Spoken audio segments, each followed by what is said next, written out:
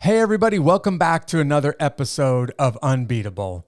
If you typically watch this broadcast, you're going to notice immediately that I am recording this introduction after this episode. I had the privilege of sitting down several weeks ago with Mark Stone and Mickey Shields, the guys who built the brand that became known as Nighthawk Custom's guns. Now, I recorded this episode before the Uvalde school shooting and the other mass shootings happened in the United States. But before I even start the interview, I really want you to know where I am on this subject. I am a guy who is a gun owner, but I am also a guy that says the whole gun rights idea may be getting out of control if you're the kind of person that believes any person should be able to own any gun for any reason. That idea is insane. And that's the idea that leads to the conditions where some of these mass shootings can happen. Right now, all over in the United States, there is political mudslinging back and forth on this issue. And I'm a guy who strongly believes in gun ownership, but I am at the same time a guy who believes in responsible gun rights, which means there are a lot of people that just simply shouldn't own guns in our country. There are some guns that most people should never be able to own. That's where I stand on this issue. And now that I've said my piece, I'm going to get out of the way. I'm going to let the announcer set up this episode, and then you get a chance to hear from these two guys who went through incredible hardships and built one of the most prestigious names in the gun industry. When you hear from Mickey and Mark, the leaders of Nighthawk Customs, I hope you enjoy this episode. These stories of triumph over adversity will help you handle your toughest days in life. You're listening to Unbeatable with Jeff Struker. Mickey Shields, Mark Stone, tell me how you guys got connected with each other 5.5+ years ago. I'll start it and then Mickey can straighten it out. Okay. About 5.5 or 6 years ago, I was going to church with, and Mickey's brother, believe it or not, Mickey's brother is a pastor. His dad's a pastor, has long lines of pastor. And I didn't know Mickey at all, but I knew his brother. I'd known his brother for about 25 years. And one day Josh said, hey, my brother's thinking about moving back to the area and being closer to family and not traveling so many days a year and just enjoying life a little more. And you ought to really talk to him, Mark. He is a manager. He can sell anything. People love him. And I said, well, I want to meet him. And Mickey came in and he kind of went over his history. And I thought, boy, I can't afford Mickey. But God sent Mickey here. And the first day after that, I told Mickey, I said, man, I can't afford you. And Mickey said, you're right, you can. I'd love to have you. I'd love to have you. And then 2 or 3 weeks later, we got together and Mickey actually made me an offer and said, hey, you'll never have to pay me anything I don't earn. And we worked a deal out and he didn't lie about that. He does a wonderful job and he's just been a blessing and people leads a great account managers team. We have a team that sells guns all over not only the U.S. but overseas as well, and 21 different countries. And that's how we got together. Yeah, Mickey, anything you want to add to that story? That's kind of it in a nutshell, Jeff. My dad was a pastor. Both of my brothers are pastors. It's not a job that I ever wanted. I wouldn't be a bit interested in being a pastor. I think it's the worst job in the world. Having seen it up close and personal, I am telling you the truth when I tell you I just would not ever. I take my hat off to you and your brothers and your dad and others like us, right? That are willing to do it because it is a thankless. It truly has to be a calling. Because if you're not called, you won't last long doing that. Yeah. But Mickey's his whole family's blessed with music. He plays guitar. He has a great voice. As you All can tell. right. I have a voice that sounds like it's down in a well or something, Yeah. but Mickey has a great voice, and he oversees, manages our worship team at church. But Yeah. I don't know. That's how it happened. What? Yeah, Jeff, I've never been on I literally have never been on a salary in my life. Really? No. I started off a long time ago on commission, and I learned the value of being able to make what you want to make and set your own expectations and not have to wait on somebody to give you a 4% a year raise and act like you ought to be glad about it. And so I could see, and I had a feeling for Mark, and my brother thinks so highly of him. And because of that, I had a level of trust with him that, maybe wouldn't have been there if I didn't have some type of insight into his life, but I did. And I'll tell you this, it's the funnest job I've ever had. All right. And it's just been a blessing to me and my family, and I hope a lot of other families. Yeah. Okay, so for the listeners who are not familiar with your names, I'll just tell them you guys are the leaders. Mark, you're the founder, and Mickey, you're the VP of sales at Nighthawk Customs, which creates some of, if not the best guns on the planet. Let's just be honest. You guys pretty much make the best guns on the planet, right? We certainly would argue that point. Yeah. Scientifically proven that you guys make the best guns on the planet. I'm going to go ahead and throw my 2 cents in there. I do think you guys are making the most beautiful and some of the best guns on the planet as well. So you're not going to get any argument here.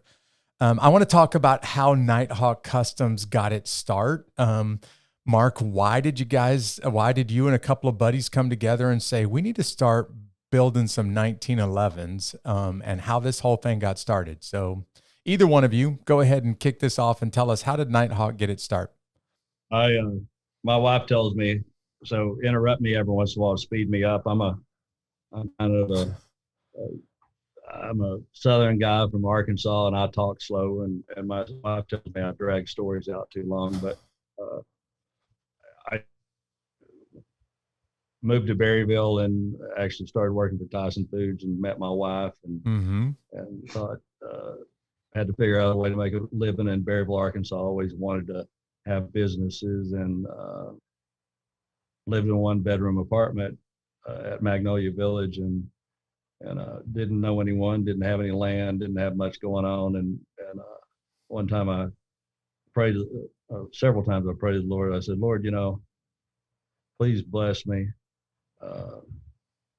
where I always have something going. I have some business of my own, and that I can create an environment that will treat people right and be fair and provide something good. So we started out with just some small other businesses, and after, with saving time on the story, I was kind of running short on time, and a buddy of mine had some storage buildings down in Russellville, Arkansas, and I don't think I've ever had an original idea. So I'm not a super smart guy, but so I built a storage facility. I thought, hey, I'll get a manager, and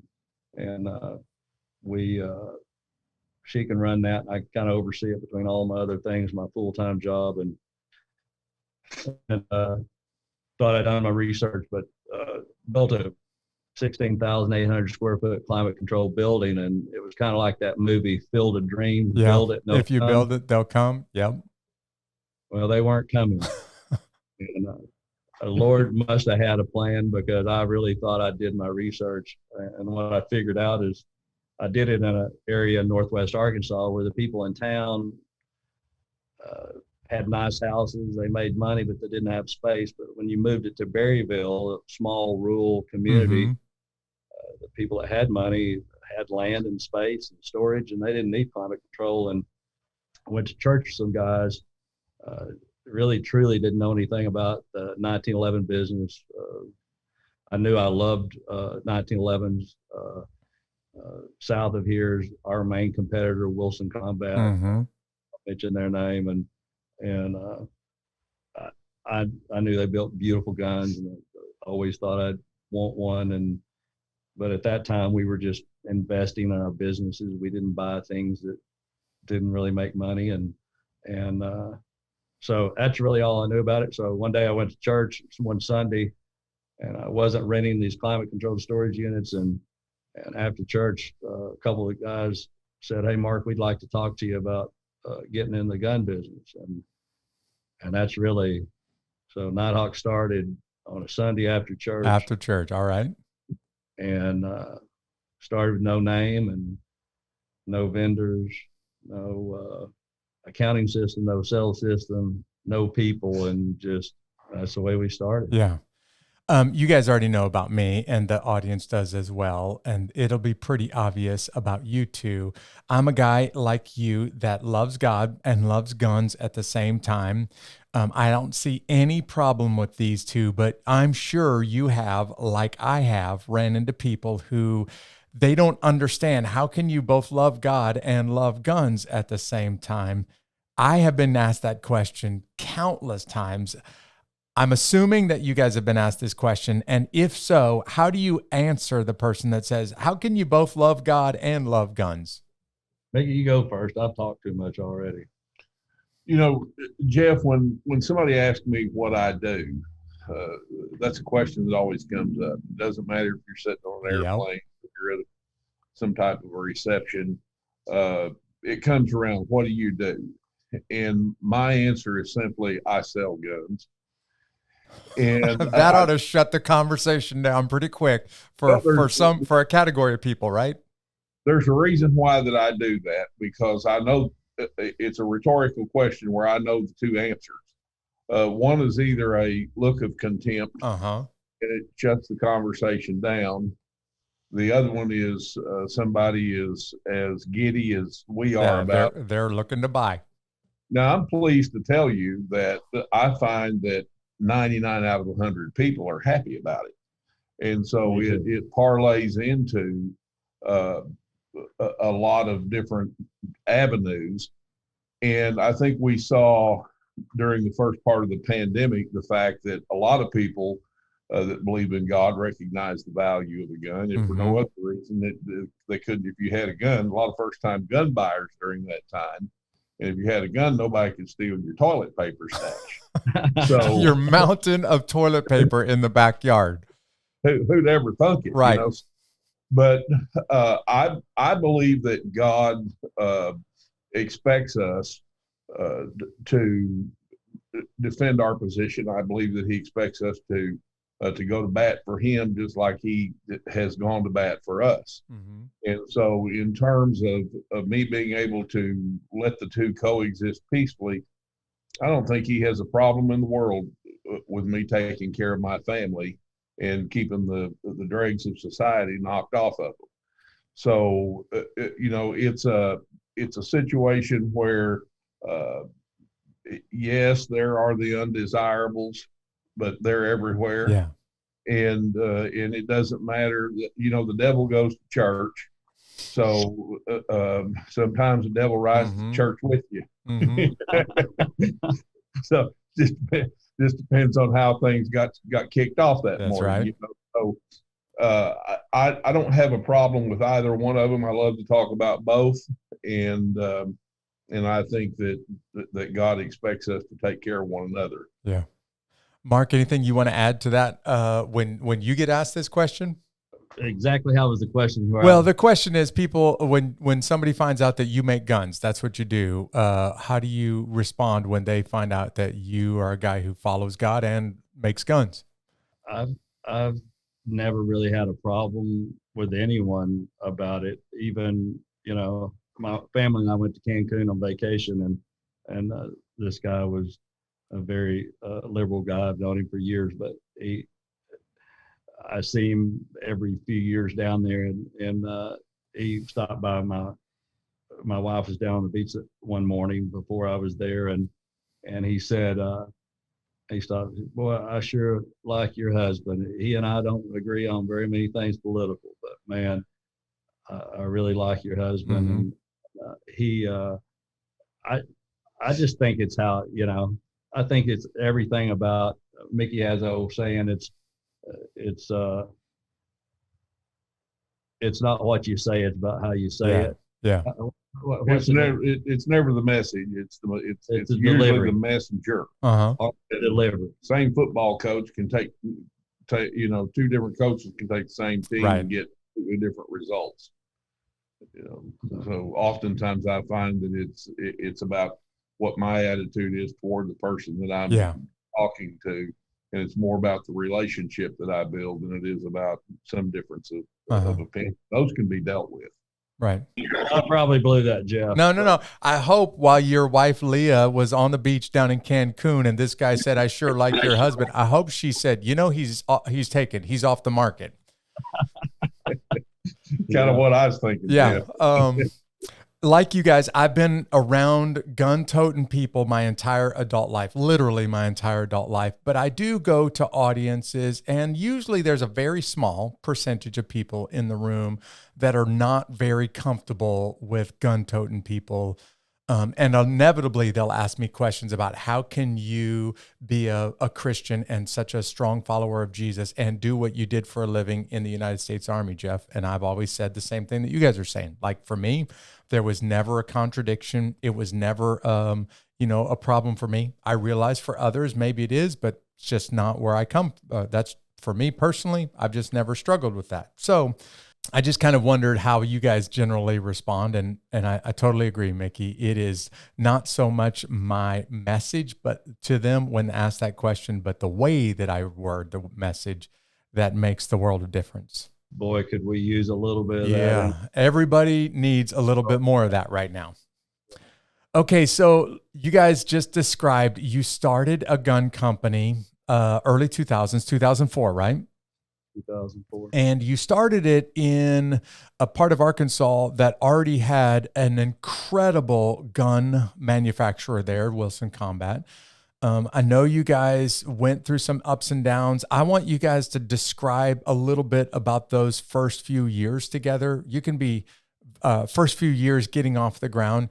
You can kind of just paint a picture for the listener about the challenges of building a company from scratch, developing a name that really doesn't exist and nobody knows who you are and nobody knows what you're doing.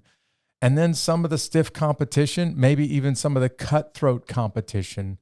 And the reason I'm asking you guys to describe this for us is because I know there are people listening to this right now who have already started a business or just now starting a business, and they're either facing what you guys faced or they're about to. And I'd love for them to learn from you a little bit. So can you tell us about the early days? Yeah, since Mickey wasn't here then, they get to hear from me again. But yeah, it was tough. I remember calling and I would say, "Hey, Jeff, this is Mark Stone from Nighthawk Custom." And they'd say, "Nighthawk who?" And you'd have to go through the spiel. And any starting company, I don't know exactly, Mickey may know the stats, but, a lot of starting businesses fail. They don't make it. Yep. Does anybody know what that percentage is? High. Let's just say a lot. 9.5 out of 10. Okay. Maybe. And so you just kind of keep calling, and it's about, hey, you can choose to be up or down, or, your people can feel how you are over the phone. And we just kept working and calling and growing and hey, there was a lot of weeks come on Friday and we'd have a stack of bills there. Yeah. Hey, I'm telling you, the way you get in business, if you're having trouble in your business, you better start praying and having a relationship with Jesus. Yeah. Because I'm telling you, that's really, there's unbelievable things that happen. I couldn't write a book, but I could have somebody else write a book by just telling all those stories. But, Monday the checks would come in and we'd keep going. And you think that, every year you'd always have hope. Hey, next year it's going to be easier. And you get through next year and it was still difficult. Most things aren't a quick turn, high success quick. And so we did that. And I think my mother and dad just, hey, simple life and family. We didn't have a lot of money. We had a great family. My dad worked 37 years for Firestone Tire Rubber. All right. And he never missed. He missed one day in 37 years. What? And your dad is the Cal Ripken Jr. of Firestone Tires. This is true. And I just learned how to just be consistent over time. And whether you get up and you feel bad, you go to work and you start feeling better. Yeah. And they also told me that, Mark, hey, keep your reputation.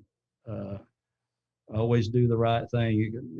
They said, hey, Mark, you can do 100 things right, one thing wrong. What will people remember you by? Yeah, absolutely. And every time that, I was tempted, because we really didn't have any money in the beginning, to kind of sidestep something. Hey, we just always did the right thing. And what wound up happening was, over time, you built these relationships and things just kept happening. And no, it didn't happen all at one time.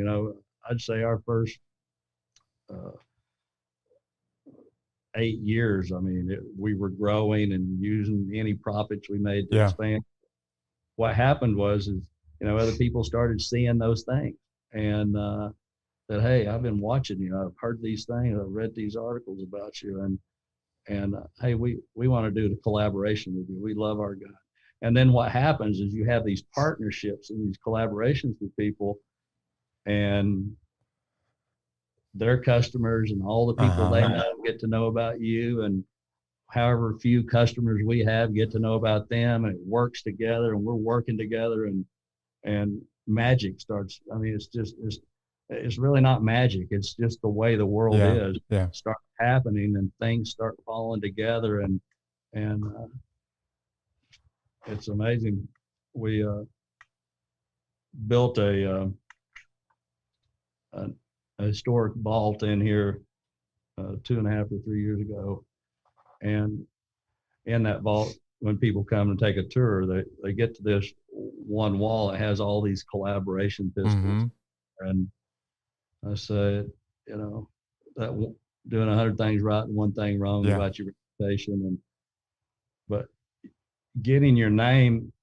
If somebody works their whole life for their name, if they're willing to lend their name to you, they have a huge amount of confidence in you, and it's a great compliment. So I think those things is what really helped, and then things just kept going from there. The right people were coming in to help us and work with us, and then the last 5-6 years, Mickey and Nelson Davis, tons of other people, our machining and everything else has just kind of all, now it's starting to just multiply. When you get to a certain level, that's what happens. More and more people know, more and more people know what the Nighthawk difference is, and it's amazing. Yeah.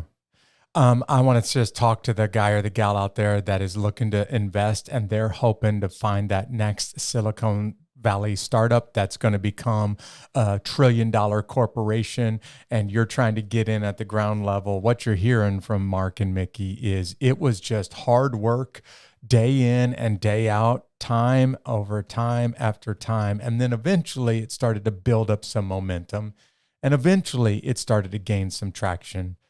But we talked about this, guys, right before we started this episode. Hey, there was some stiff competition. I don't know if the rest of the audience understands this, if the Unbeatable Army gets this, but the gun manufacturing industry is incredibly, competitive. So when you guys did start to make some traction, there was some moments where you had some competitors that were doing everything they could to kind of set you back. How did you handle those moments? Well, they still do. Okay, well, there you go.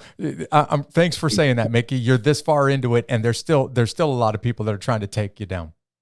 yeah, it's kind of like you running back into that city center. There wasn't anybody waving palm branches, and there weren't bands, 1,000 violins playing in the background. It's just get in there and get back out, and get back in there and get back out. Jeff, the way that I look at it,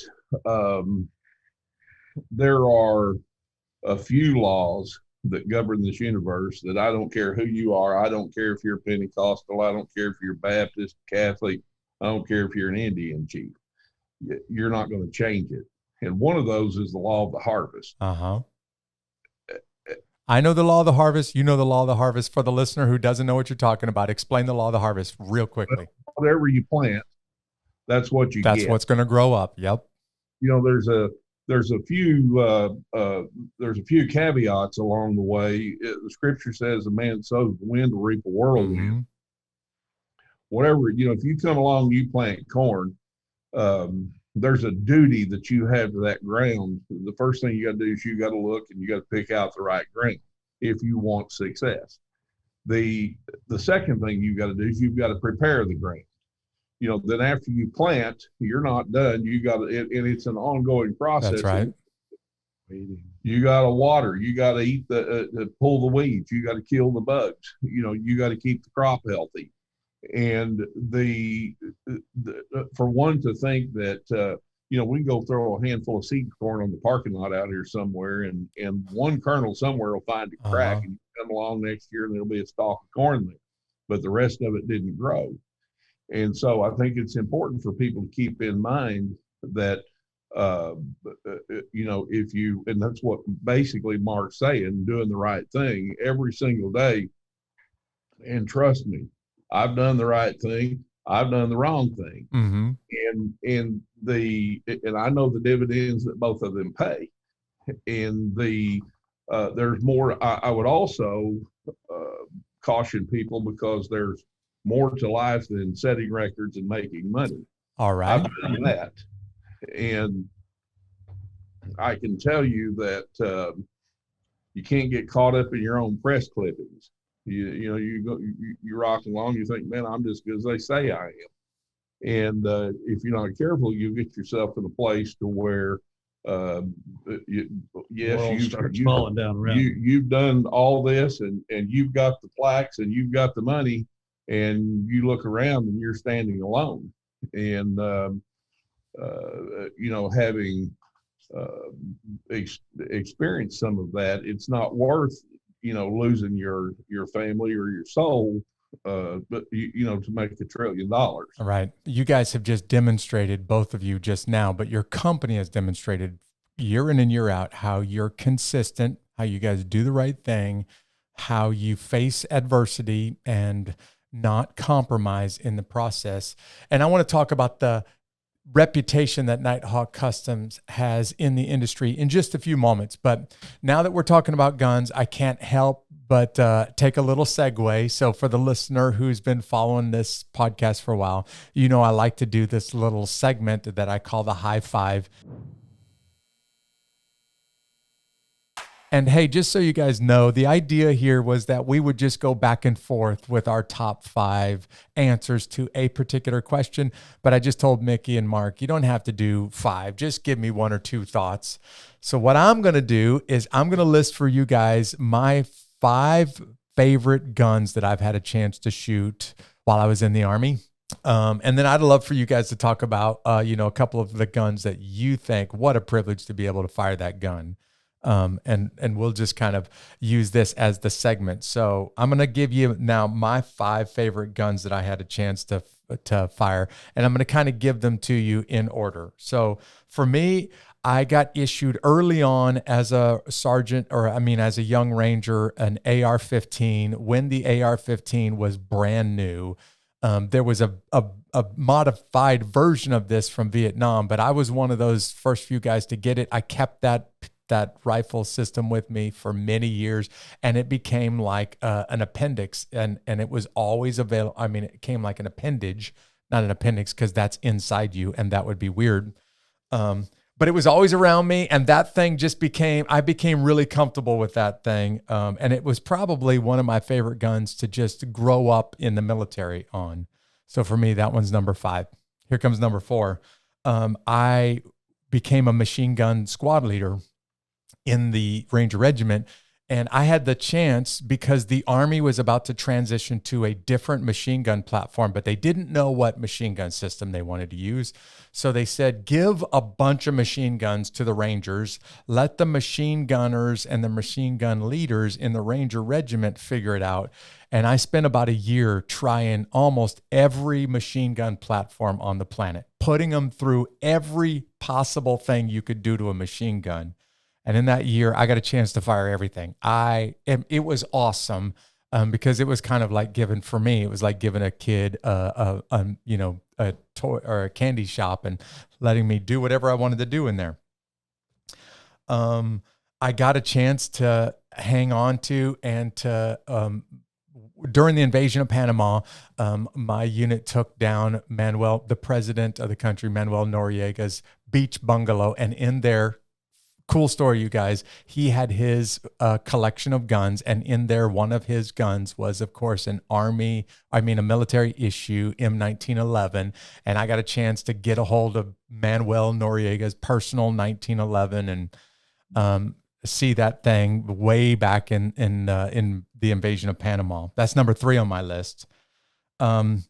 In Somalia, believe it or not, I had a pistol, I had a rifle, and I also had right next to me in the vehicle a shotgun. And that shotgun was carrying non-ballistic munitions, meaning munitions that didn't kill people. But I walked around the streets of Mogadishu quite often with a pistol on my hip, a rifle slung around my back, and a Remington 870 shotgun in my hands. And I must have looked to those folks over in Somalia like a freak because I'm a guy with all these different guns hanging off of me. That Remington 870 was just fun to carry because it had little bean bags in there and little rubber pellets, and it was just fun to carry. Yes. But for me, the number one most fun that I've had firing a weapon system in the military was I got a chance to fire the Dillon minigun in combat from a helicopter, and that weapon system is awesome. It can fire 6,000 rounds a minute. So in a second, it's burning through 100 rounds, and just the raw power that thing has, it's spectacular. So for me, wow, that's number 1 on my list. Firing the Dillon minigun in Afghanistan was just awesome. All right, now I'm going to pitch it over to you two. Tell me about one or two of your favorite guns that you've had a chance to fire. I've fired a few machine guns, and but I think probably just because the stories always matter to me. Of course, and experiences matter. And in 2016, we got to go to Lawler, Germany, and shoot all the Korth revolvers. Wow. Yes. And we went to an old military. Of course, there their gun laws are very restrictive. Uh-huh. They can have a gun at home. I think 2 per person is all they can own. Has to be unloaded, locked, ammunition separate, and they get to take it to a range. Ranges are not many around, but we got to go to this old military range that the government had sold, and shoot. Korth was known as the world's finest revolver. Started in 1953. The history there. See some of the old guns. We did that. Actually have a target. They had these aluminum pieces that flip up, and of course we were kind of like you did that machine gun, just shooting, just trying, buddy. To make sure. And so I have that actually framed and dated in our front entry area. And then the other thing, Mickey actually got to go on this trip when we started distributing the Cosmi shotguns. They're located in Ancona, Italy. And Mickey and Nelson and I and Alan White went to Ancona, Italy. Cosmi started in 1895. They're still in their original factory. It's right there on the ocean. It's in Ancona, which is a village. I mean, they are right on of the ocean there, Wow. straight across from Croatia. Yeah. And so we got to see all that, and then we got to shoot the Cosme, all fully machined parts, same way as the Korth was, and went out to this range. It seemed like we drove an hour and a half. Didn't make it. It seemed like a long ways, and we shot. And of course, they would take us to a range that was set up for Olympic skeet or trap or something, and they were flying like airplanes, jets. Yeah. I'm not sure if I hit a single one, but I got to shoot a Cosme All shot right. for the first time there. It was just a great memory. So Yeah. stories matter. That's a story. All right. Mickey, your turn. Oh, and he doesn't do himself justice. I promise you, Mark shoots quite well. And Yeah, I'd be embarrassed to put my how well I shot a revolver in the front entranceway. So you must shoot a little bit better than I do. he does okay. Yeah. I will tell you that was fun. And old Mr. Cosme, he was 73 at the time, and boy, he is a hammer. Really? Yes, it Yeah. was fun to watch him. It was fun to watch him still be on his game at 73. Jeff, my favorite weapon, my favorite gun in the world is a Harrington Richardson single shot 410 shotgun. Okay. That my dad bought and gave me when I was 9 years old. All right. It had medical tape wrapped around the foreend to hold it on. It looked like that they had pulled it up from the bottom of a well. Yep. It had some rust on it. One of my dad's friends was there, and he said, "I think I can fix that for you." So he re-blued it. He took the tape off and welded the piece on that needed for the forend. Mm-hmm. I still have it. Me and it have been on many of an adventure, and I still get it out and enjoy it. Yeah. My second favorite gun would be a Cosme shotgun. And, Mark talked about the story. And when you begin to understand that in 1895, a gentleman that was a fan of John Moses Browning looked at the recoil operation system on the Browning automatic, Mm-hmm. and then came up with his own design. And the first shotgun that he made, the barrel of it was a pole out of one of his umbrellas. And then the first semi-automatic shotgun that he made, they still shoot. We got to hold it and play with it, and it was a lot of fun. I have a few guns, but probably my favorite gun here is a VI, what we call a VIP. It's a government-sized 1911 with an antique nickel finish. It's hand engraved. It has giraffe bone grips, and my favorite one is Mark's personal gun. And Jeff, I take that gun to shows as a kind of a show and tell, an object lesson, if you will, for the general public to be able to look and see a gun that's got over 9,000 rounds shot through it. It spent more time in the floorboard of his truck than it has in the holster. I promise. I'm sure it has. And my gym bag. Yeah. And for me to be able to have that up there as a show gun, and it be a testament to the quality and workmanship of what we do here, I think is about as good a testimony as anything can have. And sometimes he got it one day. I was fixing to send a crew out, and he got it, and I about had a stroke. He was going to clean it. And you said, don't touch that thing. I don't want it clean, Yeah. And, he said, "Well, I've been shooting it." And I said, "I know. I don't, so I got it back from him, and we took it like it is because of the conversations that it generated. Yeah. And so that's my favorite gun here. Well, guys, we need to give credit to the one that connected us all together, my buddy Keith Wood, who said, "Jeff, you really need to talk to Mark and Mickey and the crew at Nighthawk Customs because you guys have so much in common." And it's because of Keith. And just a big shout out to Keith Wood for helping getting us connected today. But the reason I'm mentioning Keith is because, Mickey, you just gave the perfect transition. What I want people to hear before we wrap this episode up is you guys don't just make guns. You really make works of art. And there are a couple of names in the gun industry worldwide that are synonymous with quality and precision, but not just manufactured well. They have you've taken guns to a work of art, and you didn't build a company, Mark. You built a name that is now synonymous with some of the best guns on the planet, especially the 1911 platforms that you guys make. And I want to talk for just a few minutes about the long, hard road that it took to build the name Nighthawk Custom, because I don't know anybody who doesn't hear that name, knows guns, and immediately recognizes it as a work of art worth more than the price. And the price tag is not cheap, but always worth more than the price. So let's talk for just a minute, Mickey and Mark, about building a name instead of just building a company. That is a fact. And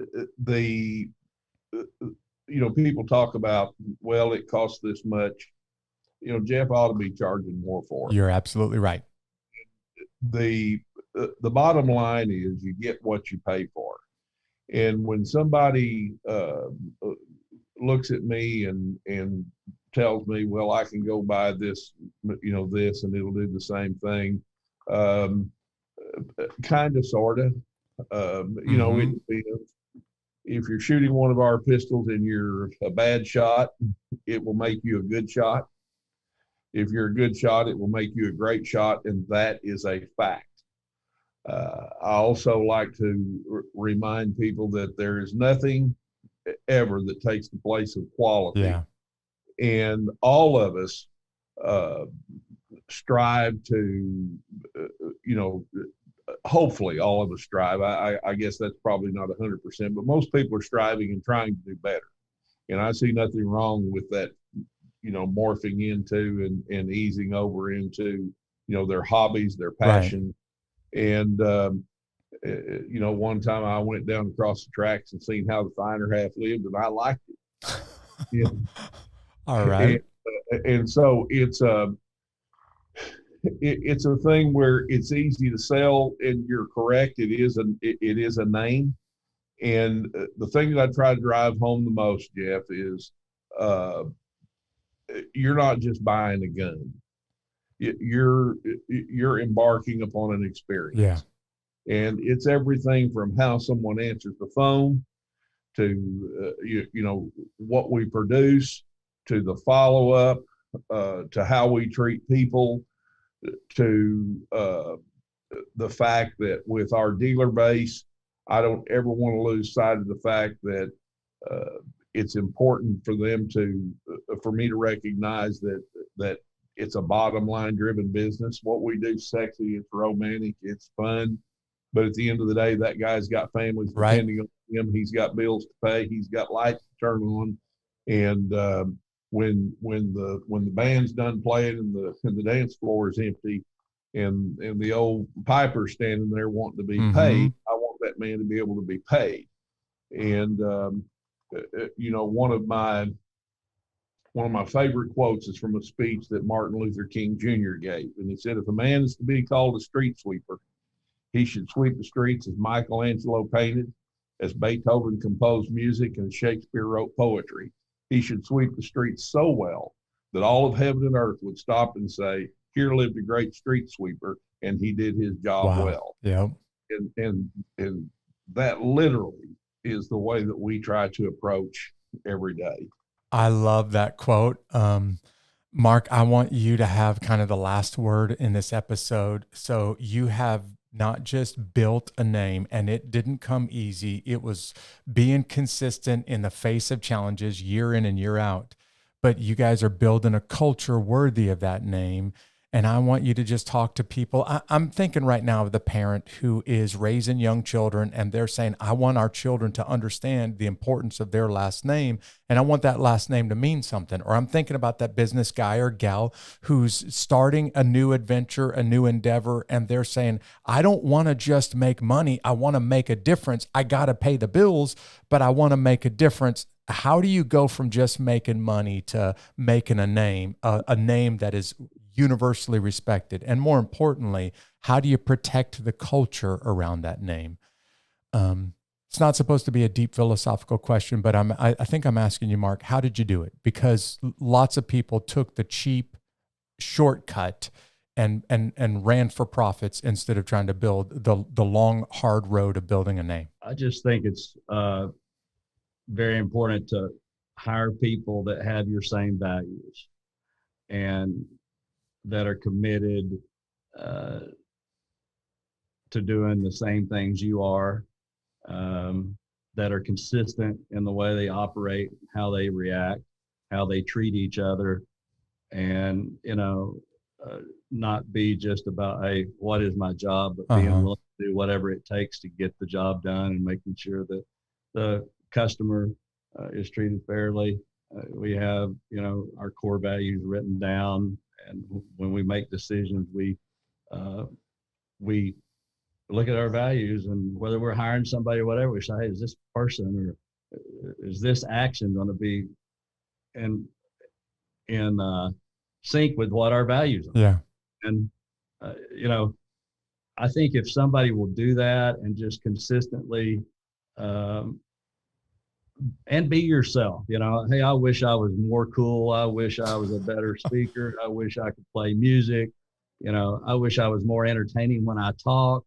But every time, people try to be somebody they're not, and everybody can see through that. Yeah. So I encourage people to be themselves. And if you'll do that, and just continue to do the right thing, even though it costs you money, learn from your mistakes, and just be willing to work. If you're getting business for yourself, or people think, hey, I own my own business, I'm gonna work 40 hours a week, and everybody else is gonna work. Just like in the military, Right. The leader's up front. That's exactly right. The leader sets everything. Hey, if I'm here and working 3 days a week, 4 hours a day, or whatever it is, if people see that, and then all of a sudden your atmosphere and your culture is that way, and no one's fired up. But if you're leading from the front, if you're saying, hey, jump in this Jeep, we're going back in, there was guys that wasn't ready to jump in that Jeep until you said, right, jump in the Jeep, we're going back. And there's not many leaders in the world, but we are blessed with leaders, and we are blessed with a lot of people want to be a part of this environment. And hey, it's cool building guns. Yeah. It's cool to see and do all the things we do. So that's a great thing. But we really go through those things, and they have to have those talents and gifts. And if you'll consistently do that, then you'll keep that culture. And as you grow, it is more difficult, and it's even more important that you have people that have the same values you do. And that would be my input. Well, one of the things that Mark did not mention is, and I believe it's very important. One of the things that he didn't say is we pray a lot around. All right. And the scripture plainly states that there are things you need to be seeking after, and a lot of these other things will take care of themselves. Right. Yep. And so I want you to know that, and oftentimes it's him that's leading the prayer. It's not unusual for him to stop and pray for somebody in an airport. Literally. Wow. And so, or over the telephone, or driving down the road. If he feels led to pray, we're going to stop and pray. That's but nothing's worse than not being led to pray and messing it all up too. So it's got to be that way. But you got to be willing to. And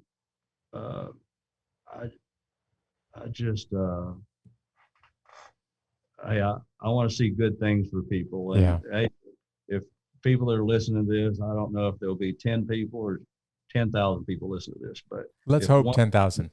If one person gets it, and they, if they're not happy the way their life is going, and if you continue to do the same thing, it's probably going to be the same way.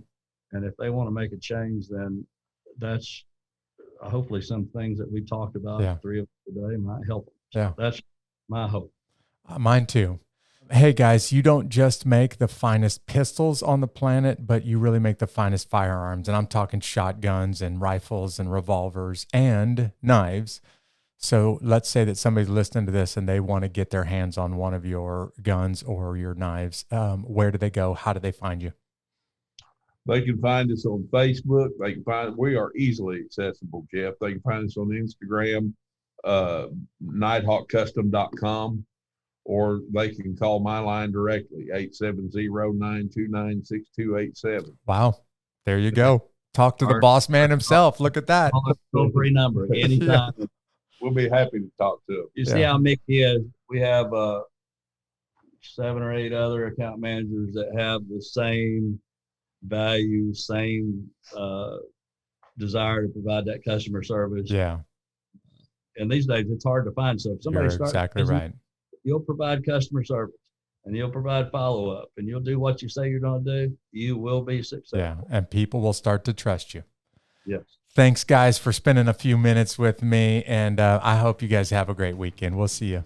Hey, you just heard from these two guys. You're going to face challenges. All of us do. In fact, the podcast exists to help people that are facing challenges. And Mark and Mickey described today how to be consistent in the face of your challenges. I just want to say thanks for joining me for this episode of Unbeatable. If you just found this podcast, why don't you go ahead and follow us on social media? You can catch us just about anywhere by searching at Unbeatable Podcast. And if you've been following us and you really like what you're hearing, why don't you rate us? Go to your favorite podcast platform and just let everybody know your thoughts on this podcast. And hey guys, I just want to tell you, I am thrilled that you're connecting with us. I got a free gift that I want to give you. It's called the Unbeatable Army Survival Guide. It is totally free, not going to cost you one penny. It is my resource to help you when you're struggling and facing some challenges. And all you got to do to get it is just go to unbeatablearmy.com. I want to say thanks for joining me on this episode, and I'll see you right back here next week.